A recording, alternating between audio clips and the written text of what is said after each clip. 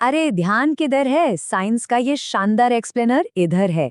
Hello students, आज के इस बेहतरीन सेशन में सभी का बहुत बहुत स्वागत है। आज हम केमिकल रिएक्शंस और इक्वेशंस के इस पूरे चैप्टर का डर हमेशा के लिए खत्म करने वाले हैं। सारी थ्योरी और सारे कॉन्सेप्ट्स एकदम जोश के साथ समझेंगे। तो चलिए let's dive right into this. शुरुआत करते हैं एक बहुत ही दिलचस्प सवाल से। एक जलती हुई मोमबत्ती आखिर फिजिकल चेंज है या केमिकल चेंज? ये एक जबरदस्त ट्रिक क्वेश्चन है। असल में ये दोनों है। मोमबत्ती का जो मोम पिघल रहा है यानी मेल्टिंग वैक्स, वो एक फिजिकल चेंज है।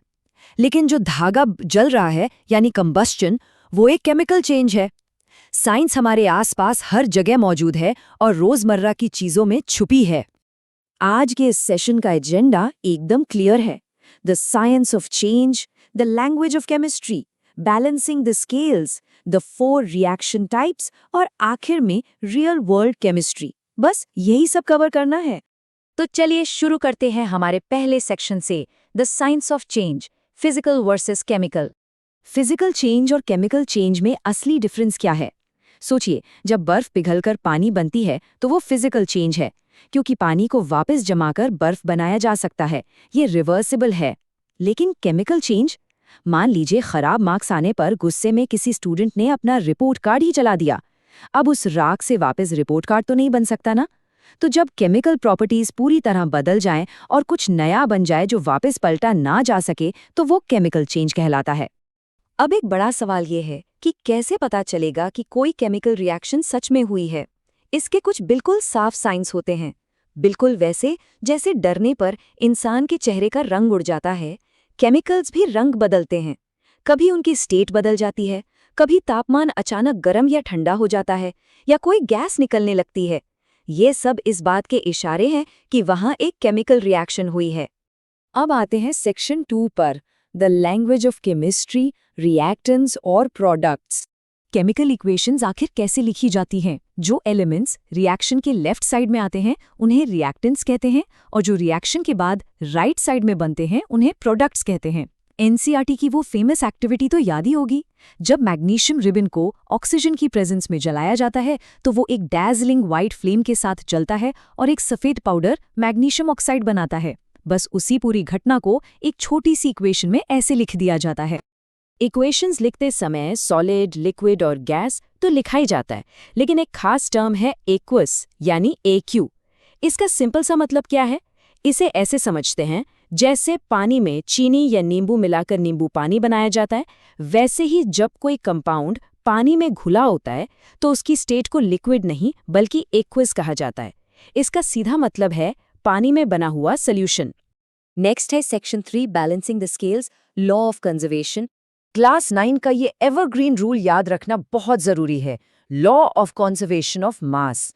इसके मुताबिक जितना मास रिएक्शन के शुरू में था उतना ही आखिर में भी होना चाहिए।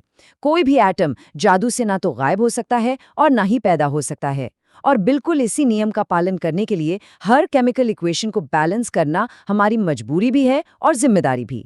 बैलेंसिंग करने का ये सबसे शानदार टेबल मेथड है। यहाँ आयरन और पानी की रिएक्शन का डेटा है। लेफ्ट साइड में सिर्फ 1 आयरन है, जबकि राइट साइड में 3 है। ये तो नाइंसाफी है ना? इसे ठीक करने के लिए सीधे नंबर से मल्टीप्लाई किया जाता है। अगर लेफ्ट में आयरन को 3 से और पानी को 4 से मल्टीप्लाई कर दें तो दोनों तरफ का बैलेंस एकदम परफेक्ट हो जाएगा। बस यही सिंपल सा लॉजिक हर इक्वेशन में लगाना होता है। अब एक बहुत ही मजेदार टर्म समझते हैं, कैटलिस्ट। इसे एक फनी कहानी से डिकोड करते हैं। मान लीजिए एक लड़का है मिंटू लाल। वो 2 अच्छे दोस्तों के बीच जाकर कान भरता है, उनकी खूब लड़ाई करवा देता है और खुद मजे से बाहर आ जाता है। कैटलिस्ट भी बिल्कुल यही करता है। ये केमिकल रिएक्शन में आता है, उसकी स्पीड को तेज या धीमा कर देता है, लेकिन खुद कभी कंज्यूम नहीं होता। बिना खुद को बदले ये पूरा गेम पलट देता है। अब बढ़ते हैं सेक्शन 4 की तरफ, the 4 reaction types, the cast of characters. पहला है कॉम्बिनेशन रिएक्शन। इसे ऐसे समझ सकते हैं कि चिंटू और महबूबा एक साथ आ गए और जुड़ गए। मतलब जब 2 या 2 से ज्यादा रिएक्टेंट्स मिलकर सिर्फ एक सिंगल प्रोडक्ट बनाते हैं। रियल लाइफ का बेहतरीन उदाहरण देखिए। जब घरों की दीवारों पर पुताई के लिए चूने यानी कैल्शियम ऑक्साइड में पानी मिलाया जाता है तो वो तेजी से जुड़कर स्लेक्ट लाइम बना लेते हैं और बाल्टी एकदम गर्म हो जाती है। अभी हमने गर्मा गर्म बाल्टी की बात की, तो इस कॉन्सेप्ट को समझना बहुत जरूरी है। एक्सोथर्मिक और एंडोथर्मिक में आखिर क्या फर्क है? याद रखने की ट्रिक बहुत सिंपल है। एंडो मतलब अंदर, यानी इसमें हीट अंदर जाती है या एब्जॉर्ब होती है, जैसे पौधों में फोटोसिंथेसिस। और एक्सो मतलब एग्जिट या बाहर निकलना, इसमें हीट बाहर आती है, जैसे सांस छोड़ना या फिर किसी नेचुरल गैस का जलना। दूसरी अहम रिएक्शन है डीकॉम्पोजिशन रिएक्शन। ये कॉम्बिनेशन का बिल्कुल उल्टा है, यानी समझ लीजिए कि ब्रेकअप हो गया जब एक अकेला कंपाउंड टूटकर कई छोटे हिस्सों में बंट जाता है। इसका सबसे मजेदार उदाहरण है फेरस सल्फेट का टूटना। मान लीजिए फेरस सल्फेट के साथ 7 पानी के मॉलिक्यूल जुड़े हैं, जैसे 7 गुंडे, लेकिन जैसे ही उन्हें हीट किया जाता है वो सातों पानी के मॉलिक्यूल भाग जाते हैं और फेरस सल्फेट बेचारा अकेला रहकर सफेद पड़ जाता है। और तीसरी है डिस्प्लेसमेंट रिएक्शन। ये तो रियल लाइफ का एक बड़ा कड़वा सच है। जब एक ज्यादा ताकतवर या ज्यादा रिएक्टिव एलिमेंट आता है तो वो कमजोर एलिमेंट को उसके कंपाउंड से हटाकर खुद उसकी जगह ले लेता है और बेचारा कमजोर एलिमेंट अकेला छूट जाता है।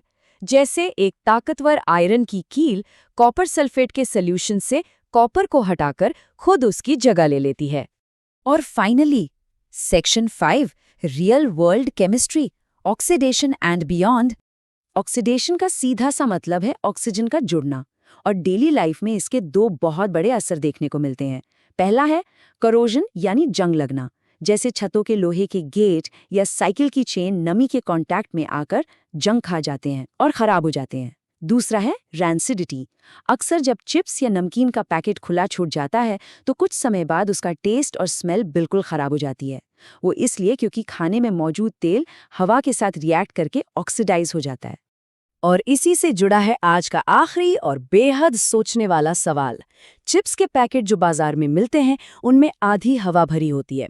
असल में वो कोई आम हवा नहीं बल्कि नाइट्रोजन गैस होती है। वो गैस उन चिप्स को ऑक्सीडेशन से बचाती है ताकि वो लंबे समय तक क्रिस्पी और टेस्टी रहें। है ना साइंस का कमाल? तो सोचने वाली बात यह है कि क्या केमिस्ट्री सिर्फ किताबों तक सीमित है या हमारी पूरी लाइफ ही एक केमिकल रिएक्शन है? इसी थॉट के साथ आज का ये एक्सप्लेनर यहीं कंक्लूड करते हैं। ऐसे ही मजेदार तरीके से साइंस एक्सप्लोर करते रहेंगे।